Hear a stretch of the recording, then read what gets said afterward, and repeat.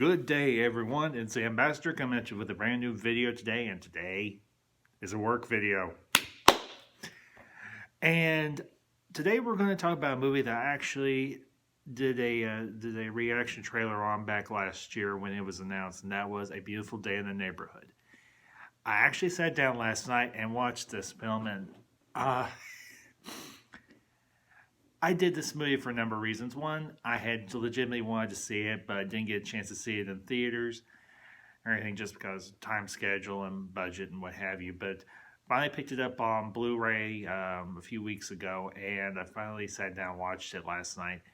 And I just want to give a few thoughts on the film and just my overall impression and how I think this is a good movie, particularly now when everybody's cooped up at home and everything's kind of dark and kind of, well, very muted, kind of, well, I don't want to use the word depressing, but we're all stuck at home right now. Let's be candid, and it stinks and everything, but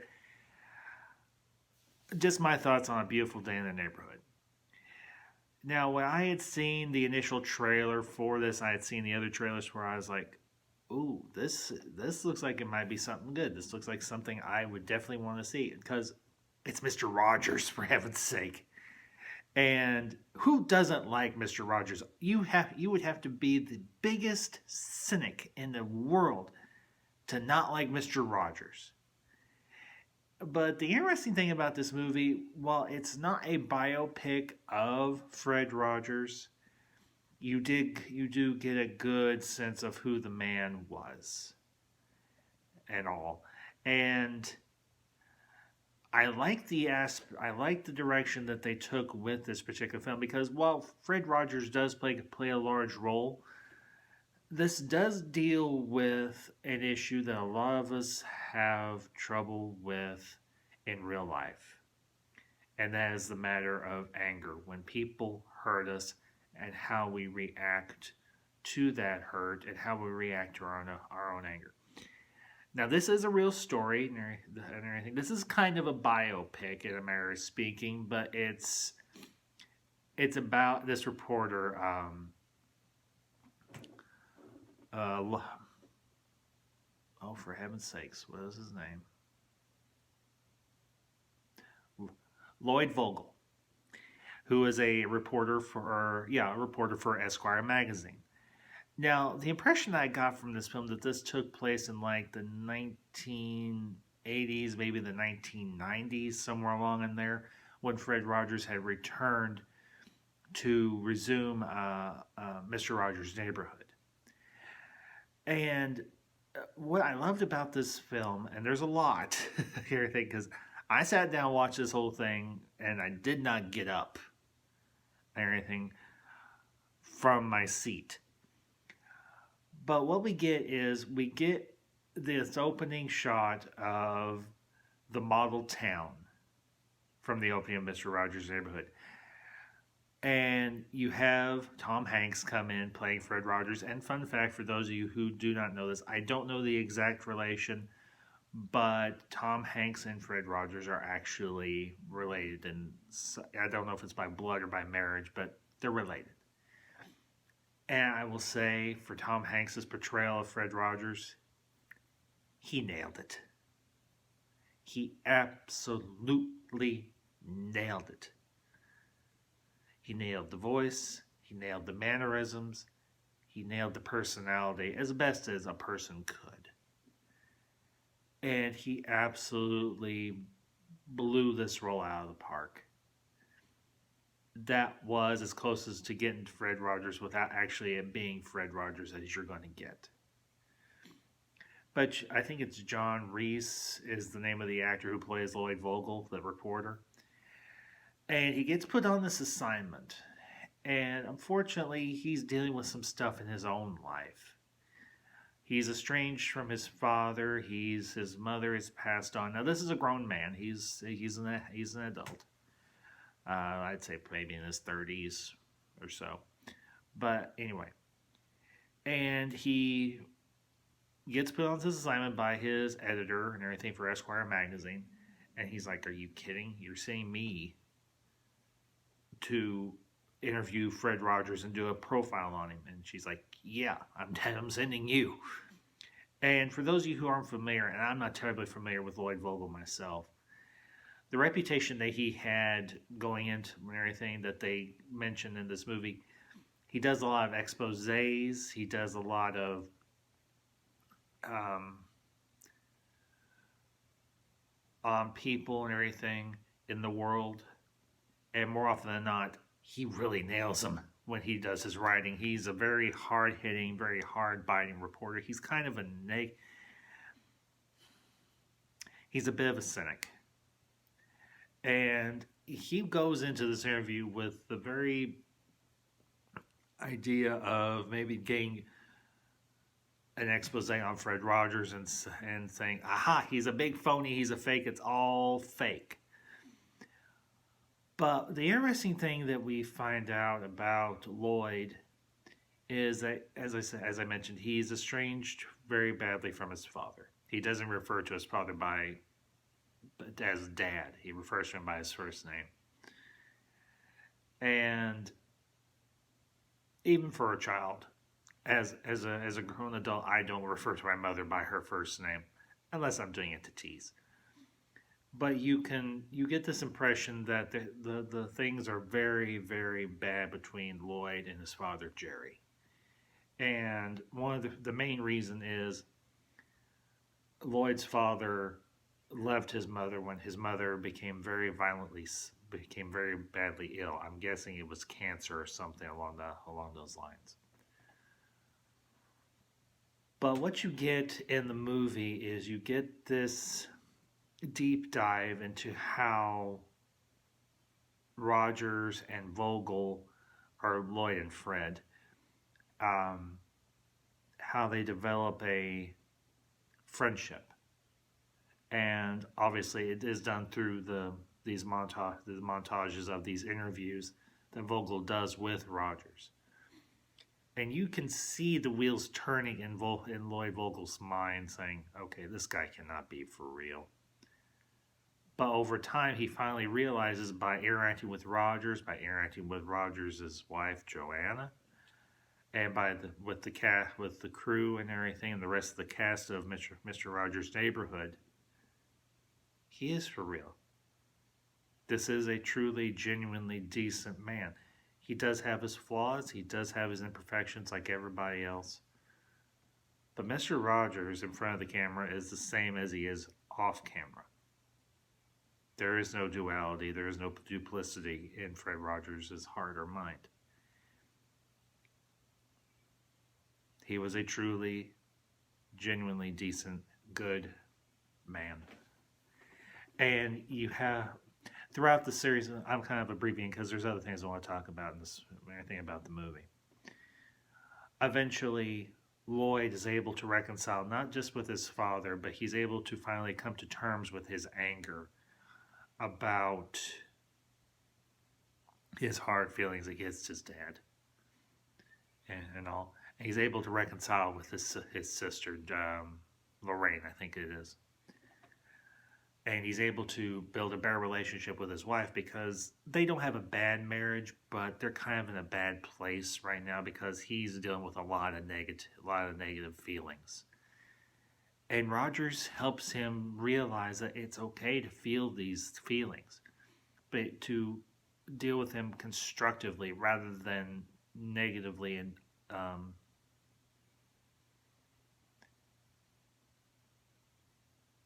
bring resolution to what he's wanting to do. And I think that's a lesson that we all can heed and everything in life, is that it's okay to feel anger. It's okay to feel resentment towards people in our lives, because those that are closest to us oftentimes hurt us the most.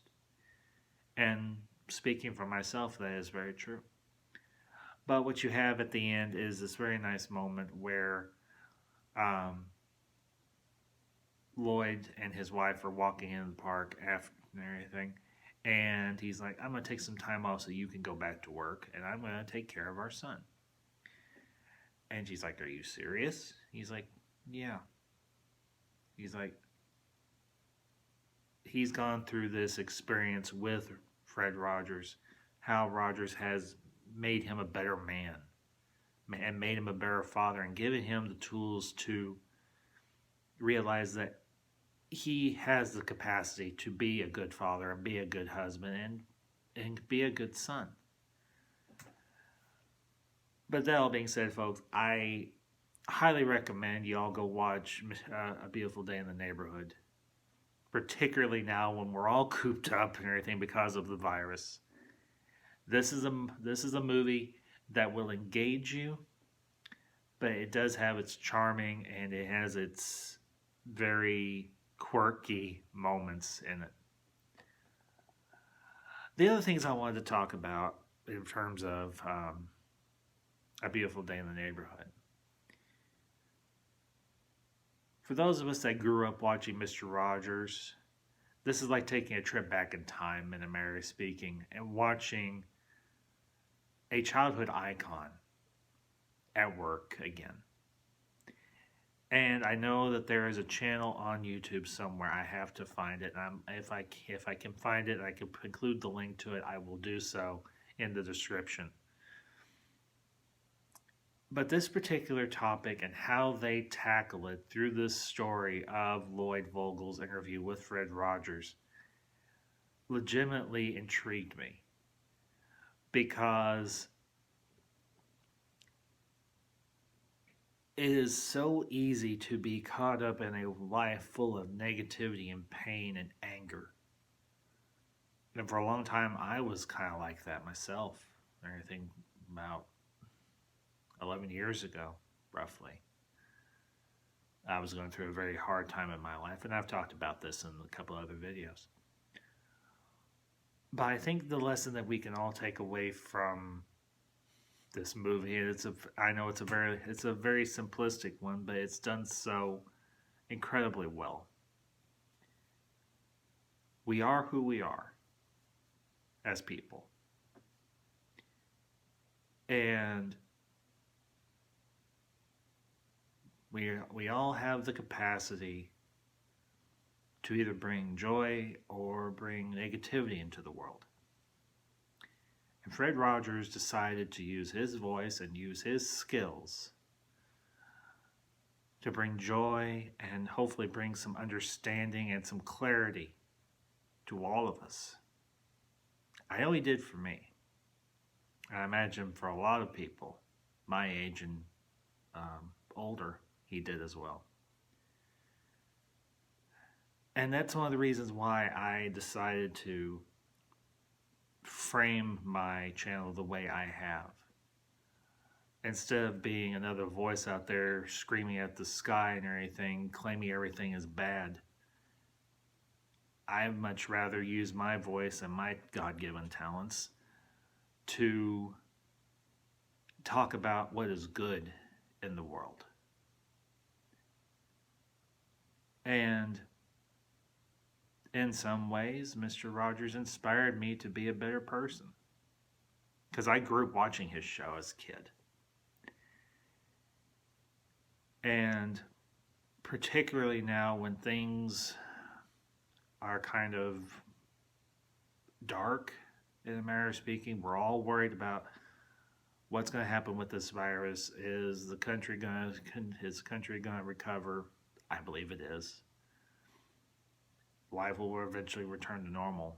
But in the meantime, I'm going to use my time, my talents, more often than not, to bring some positivity and to inspire and to uplift those who watch me and hopefully those who discover this channel, rather than be negative and a cynic and a contrarian all the time.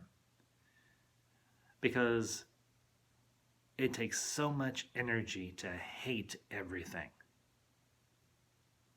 But it's so much easier to be positive. So, that all being said, folks, I highly recommend you go check out A Beautiful Day in the Neighborhood. It is a great movie. It has a wonderful cast. It accurately portrays this icon of our childhood, Fred Rogers, Mr. Rogers. And as he likes to say, I like you just as you are. For those of you who are subscribed to my channel, thank you for watching. I hope you enjoyed this. Make sure you hit that like button, share this with your friends. For those of you that might be new to my channel, welcome. I'm glad you took a few minutes to check out this video. If you did enjoy this, consider hitting that like button. And if you want to check out some of my other content and you like what you see, consider subscribing. I will be doing a couple of live streams this week. Actually, I'll be doing several live streams this week. I will be resuming my Babylon 5 review and everything this afternoon at 12 o'clock with Afternoons with the Ambassador. And I will be doing a couple other live streams. I'll be doing one Wednesday. I might either be on my channel or another one. I will be doing Ambassador Wing this weekend, my main stream, my main live stream. And this weekend, I'm going to continue something that I started this past weekend with my John Carpenter retrospective. And particularly now, with all of us cooped up at home, as I know I've mentioned a few times, what better way to take our minds off all of this mess but with laughter? And we are going to cover the films of another great director and a great actor and a great comedian, like one of the greats himself, Mel Brooks. So make sure you tune in for that and everything on Saturday night. And until next time, my friends, this is the Ambassador, signing off.